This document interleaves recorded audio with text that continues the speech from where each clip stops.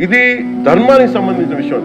ఇదే ఇష్యూ కనుక, ఇదే సమస్య కనుక ఏ ఒక్క మతానికి జరుగుంటే, హిందూ ధర్మానికి కాకుండా, వెంకటేశ్వర స్వామి వారికి కాకుండా ఇంకెవరికి జరిగినా కానీ ఈ దేశం గగ్గులై ప్రతి ఒక్క హిందూ కూడా ఆలోచించాల్సింది. ఎందుకంటే ప్రతి హిందూకి బై నేచర్, మా ఇంట్లో కానీ ఎవరు, ఇందాక మన సోమిరెడ్డి గారు చెప్పినట్టుగా దేశ మూల సంస్కృతి మన ఇస్లాంని గౌరవించేది, క్రిస్టియానిటీని గౌరవించేది, సకల మతాల్ని గౌరవించేది. అలాంటిది హిందూ ధర్మానికి సంబంధించిన 7 కొండల వాడు కలియుగ వెంకటేశ్వరుడు, అలాంటి ఆయన పెట్టే ప్రసాదానికి ఎంత అపవిత్రం చేసిన తర్వాత వాళ్ళు ఆ రోజు మన కౌన్సిల్లో కూడా అలా పటాలు తీసుకొచ్చేవాళ్ళు, వేరే ఏ దేవత.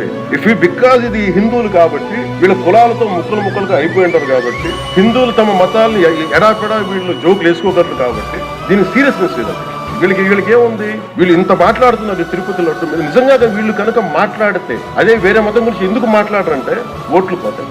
హిందువుల ఓట్లు చాలా ఈజీగా ముక్కలు కులాలను చేసి పెట్టేసి పోతాయి. ఆ వెంకటేశ్వరం కాబట్టి శివుడు ఉంటాడు, శివుడు కాబట్టి అమ్మవారు ఉంటాడు, ఈజీగా. ఈ నైజం జనాల్లో మారినంత కాలం ఇలాంటివి జరుగుతూనే ఉంటుంది. వీళ్ళు ఇలాగే మాట్లాడుతూనే ఉంటారు.